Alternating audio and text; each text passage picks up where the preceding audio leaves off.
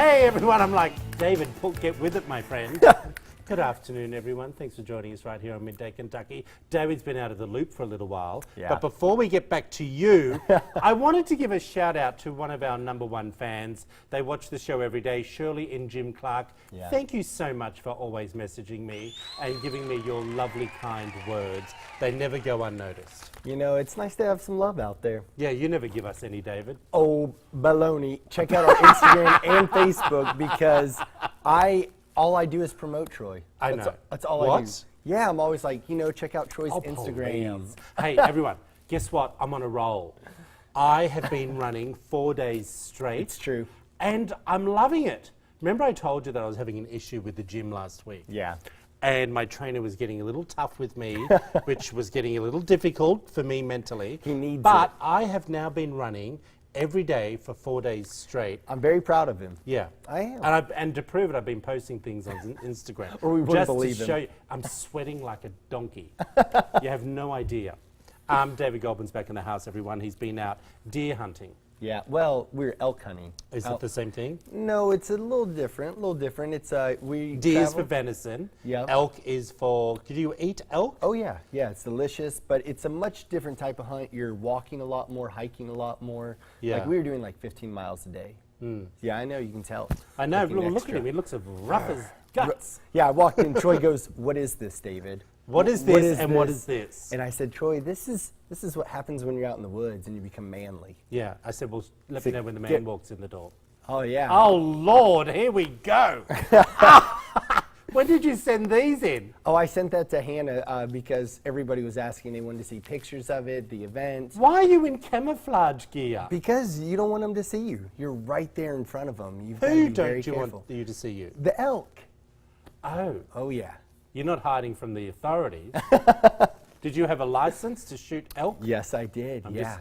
I did. I know you. Sorry. Love that. That's I'm not going to say what I want to say.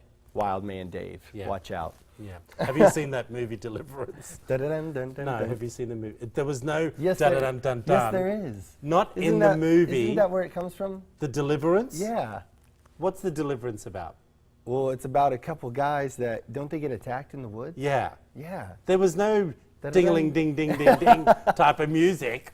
I'm pretty sure there was. We'll fact check that later. I want someone at home to tell us. By the way, Brandel, I know you're watching. Send me a text. All right, everyone. Now that it's after Labor Day, can we wear white, David? Yes. I got the facts. The answer is yes. The rule was created to separate old money elitists from new money from the new money group as a way to keep people out of a so-called club. Now, if you had money, white was considered vacation attire. The true reason could be much simpler. After Labor Day, the first of Monday of September, became a federal holiday in 1984.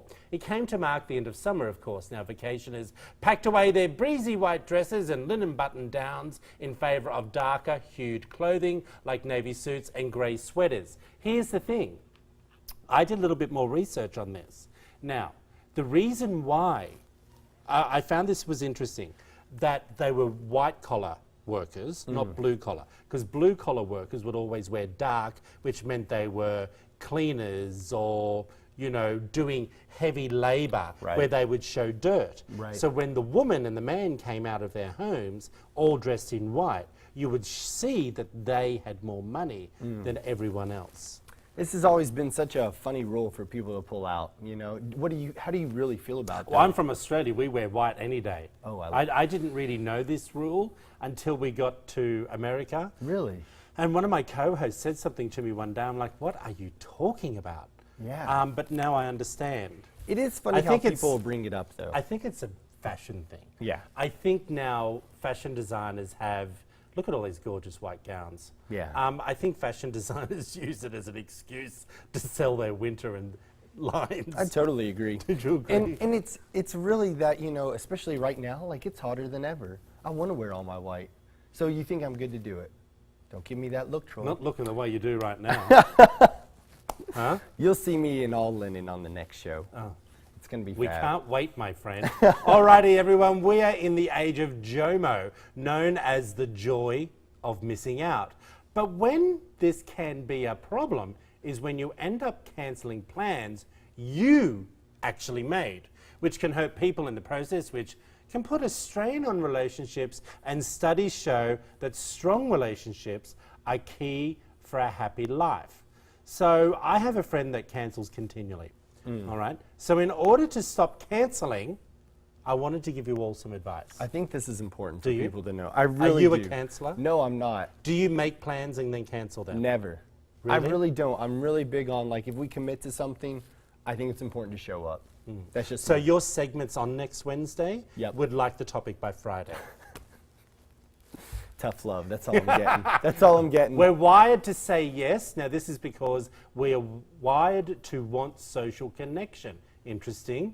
The second one is trust your instinct. Yes. Huh? Yes. Don't say yes to things you don't want to do. Hey, listen, I'm a good person of no. Yeah. And I'm a bad person at saying yes. I'll Do you say overcommit yes myself. all the time? I do. All right, 3 is ask yourself, why do I want to cancel? Because I don't want to see you. That's why I want to cancel. No, I think a lot of people just, they don't want to have to put the effort into having to deal with everybody. It's like when they have their time off, they want their time to themselves. Yeah, you're probably right. Number 4 is cancelling causes more damage than saying no in the first place. Yeah, you're right. I don't, you know.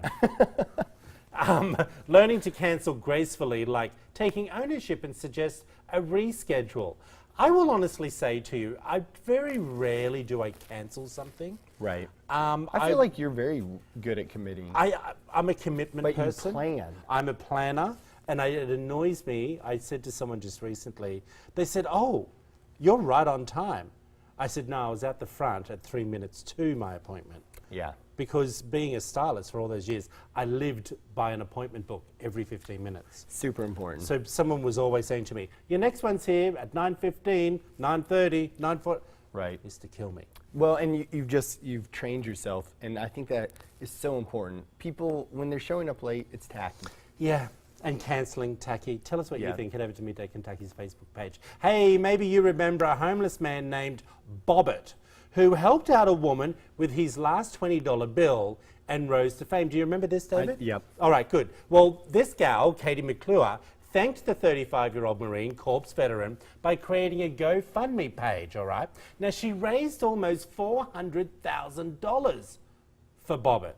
Since then, Katie and her husband bought Bobbitt a camper and parked it on their land. He also received $25,000, which he spent in less than 2 weeks. The couple claims he spent it on drugs, but he says he gave it to family and friends. Bobbitt ended up back on the streets when Katie's husband told him he needed to go.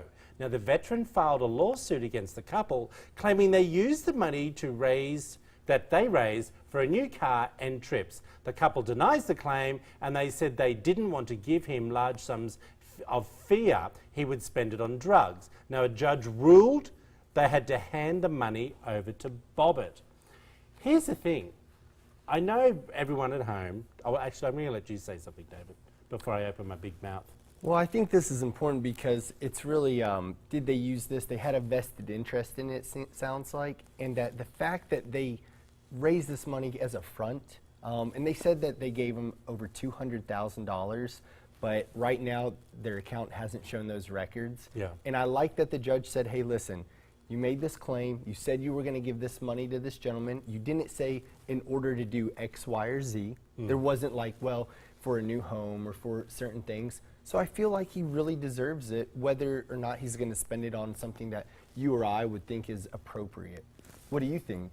Look, here's the thing. I don't have an issue. Look, it worries me sometimes about all these GoFundMe accounts. Yeah. I probably, if I was the public, would not be giving money to something like that. Right. There are many charities out there that you can help and divert the money That have that boards. way. They have boards, Yeah. accountability. And also you can find charities that are 100% donations given to. So important. Because there are boards out there that take fees. You're right. So be careful of that. But here's the thing. I have an issue with someone who raises money and then refuses to give it to the person. But the person, okay, Is it their money to do as they please? I feel like it really is in this case because of Does the way... the public want that, though, who gave the money? Well, and I think that the fine print was basically, it put out there that this money is going to go help him get back on his feet. So unless they were implementing, maybe a rehabilitation. How did he spend $25,000 in 2 weeks? Well, Look, I'm a spender. Yeah, he's claiming that he gave money to family And friends, but they're claiming that a lot of it was put into drugs, unfortunately, and we don't know the truth. Yeah, but $25,000 on drugs is a lot of drugs. It is a lot of drugs. So I don't even know whether you could take that many drugs. I don't know. It's one of those things where I think that the judge made the right call, because if they were spending it on themselves, like on a car, Yeah, on but there would be trips, records of all of that. You're right, there would be, and I think that's something for us to pay attention to. Yeah. I mean, this is kind of a hot story. Yeah. All right, we wanted to bring you this little story because I thought, being after Labor Day, it's all over, as we know, which means it's time to kick back and relax. You worked hard for that summer body, and you want to enjoy some time off. Now, does that mean having a holiday or time off from the gym, David? Well, this is, I thought about you, honestly, when I found this story, because you have gone ahead and jumped into, like, you're hitting the gym hard. This is my lifestyle change, I'm calling it. And that's what it has to be, because, over the next couple months, during the holidays, most people gain an average of 3 pounds a month. Get away. No, I'm serious. So if you take basically October, November, and December. Are you serious? That's 9 pounds right there. So it's like, go ahead and be proactive as opposed to waiting till like Christmas. 3 pounds a month, 3, 6, 9, that's 12 pounds well, in 4 months. If you include September. So the thing is, September's not really a super holiday month. It really starts with October, because you've got Halloween, people just go crazy on candy. Then you've got Thanksgiving, then you've got Christmas. I mean, it just gets out of hand because we love to eat. So it's kind of like, take the time now to go ahead and set your goals. I love this because it said that, fall is one of those times where it's gotten a little cooler, even though in Kentucky we're experiencing some crazy humidity. Yeah, I'm boiling sitting here. But it's one of those times where go ahead and start the process and make your fitness resolution I think today. we had a couple of points, didn't we? Let's bring them up if we can see them. Let's bring them all up at once. Make your fitness resolution now. Do something you like or try something new. I'm trying to run. Yeah. And I now have an incredible music thingy. What do you mean a music thing? Well, it makes you run. Oh, okay, like it gives you like... What's that music you play? Like motivational music. A little playlist? Playlist, Okay, yes. all right. Thank you, Bobby. And giving yourself a reward so that you can have something to look towards. So I think that's huge. Yeah. Can I ask you this? Look, Wait, I want to ask you. I'm getting off I want to track ask here. you something. Yeah, what? What is your reward going to be when you hit your goal? I'm going to tell you this. I'll be honest, and I know a lot of people out there feel the same way. I'm a little uncomfortable in the gym because I know you don't Judged? Yes, I know you don't think I'm overweight, but the doctors say I am, and I know I am. I feel that. And I feel when I look around, I see all the cool kids in there, and they've got the cool gear on. Yeah. And I'm feeling overweight, not fit enough, and my gear's not good enough. Right. And it makes me feel like, you asked me my reward. Right. My reward is, at the end of September, I'm going to buy a whole new gym wardrobe. Oh, in my head, that's my reward. Yeah. Well, I think it's important. Is that stupid? No, that's great, but I think it's also important to know that you are good enough, okay? Because everybody in that gym has had to put themselves in that position, and a lot of these people, they dedicate their whole life around their fitness. Yeah, You're super busy. It's challenging, people. So, you have to invest in yourself, and just know that however you are right now, you are good enough. There's your motivational news from David Goldman. All right, very quickly, bad news for all you coffee lovers out there. South Korea will introduce... Why is it bad news? Well, if I lived in South Korea, I'd be pretty upset about this. Okay, South Korea will introduce a new law that bans coffee sales in schools across the country. And yes, this ban includes teachers. Now, this is part of an effort to lower caffeine consumption and encourage better food habits. So that means this morning will also include banning energy drinks and other beverages in high caffeine. I just don't quite get this. Well, I mean, can you imagine if they took your coffee away? I only have one a day. I know, but how important is that one? Well, I can, yeah, okay. I will get, I feel, D, I'm going to tell you, I feel like I've started my day, buddy, Right. when I have had my coffee. I do too. Does that make sense? Yeah, Yeah. it's how a lot of people are. Yeah. And, you know, and if somebody took that away from a teacher and they were about to deal with all these kids, I think it might add a Interesting little it's in stress. South Korea, though. Yeah, it's true.